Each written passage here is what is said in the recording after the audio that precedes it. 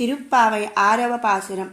புள்ளும் சிலம்பினகான் புள்ளரையன் கோயிலில் வெள்ளை விழிசங்கின் பேரரவம் கேட்டிலையோ பிள்ளாய் எழுந்திராய் பேய் முளை நங்கண்டு கள்ளச்சகடம் கலக்களிய காலோச்சி வெள்ளத்தரவில் துயிலமர்ந்த வித்தினை உள்ளத்துக்கொண்டு முனிவர்களும் யோகிகளும் மெல்ல வெளுந்து அரியன்ற பேரரவம் உள்ளம் புகுந்து కులిరిందేలోరెంబావాయ్.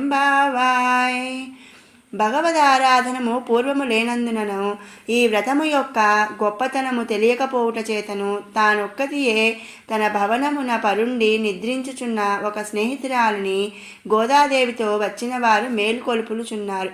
ఎట్లనగా ఆహారము సంపాదించుకొనుటకు పక్షులు గోళ్ల నుండి లేచి ధ్వని చేయుచు పోవుచున్నవి. ఆ పక్షులకు రాజైన గరుత్మంతుడు వాహనముగా గల భగవంతుని ఆలయములో శంఖము మధుర గంభీరముగా ధ్వని చేయుచు భక్తులకు రండని ఆహ్వానించుచున్నది. ఆ ధ్వని నీకు వినబడలేదా?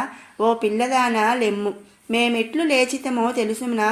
పూతన ఇచ్చిన స్తన్యము త్రాగినట్టియు తనను చంపగా వచ్చిన శకటాసుని కాలుతాపు తోకాలుని వద్దకు పంపినవాడును. సముద్ర జలముపై హంసతూలికా తల్పము కంటే సుఖకరమైన శేషశయ్యపై లోకరక్షణమునే ఆలోచించుచు యోగ నిద్రను అనుభవించు జగత్కారణమైన పరమాత్మను తమ హృదయములందు బంధించి మెల్లగా నిద్ర మేల్కొను. మునివర్యులు హరిహరి అని చేయు భగవన్నామ ధ్వని మా హృదయములలో ప్రవేశించి మమ్ము నిద్ర నుండి మేల్కొలిపినది.